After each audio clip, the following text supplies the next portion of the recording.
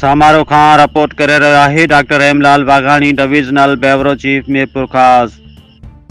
जिसकम समारोह पारां डॉक्टर नियाज़ कालाणी ऐं रियाज़ चांडियो ऐं ॿियनि क़ौम परस्त अॻवाननि जे घरनि मथां चढ़ाई ऐं बिलाजवाज़ गिरफ़्तारियुनि ख़िलाफ़ जिसकम तहलके समारोह जिसकम अॻवान जमील धोकाई पारां नेशनल प्रेस क्लब समारोह अॻियां एहतजाजी मुज़ाहिरो करे नारेबाज़ी कई वई।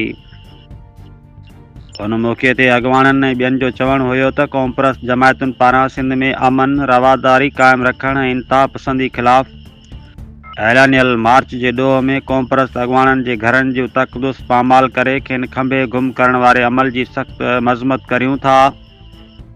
हुननि चयो त सिंध सां इश्क जे ॾोह में क़ौमी अॻवाननि सां ॾाढ ऐं ज़ुल्म जो निज़ाम क़ाइमु करणु ऐं सिंध जे पुरअमन धरती ऐं हिते जी सिंधी अवाम सां अदम बर्दाश्त वारो सिलसिलो क़ाइमु रखणु सिंध जे अवाम सां सिधी सईं दुश्मनी आहे। हिननि रियासती इदारनि खां घुर कई आहे त फौरी तौर ते जिसकम बशीर ख़ान जे अॻवान डॉक्टर नियाज़ कालाणी समेत तमामु खंभे गुम कयल अॻवाननि ऐं क़ौमी कारकुननि खे आज़ादु कयो वञे। ॿी सूरत में समूरी सिंध में क़ौमी शाहराऊं बंदि करे एहतजाजी धरणा हंया वेंदा।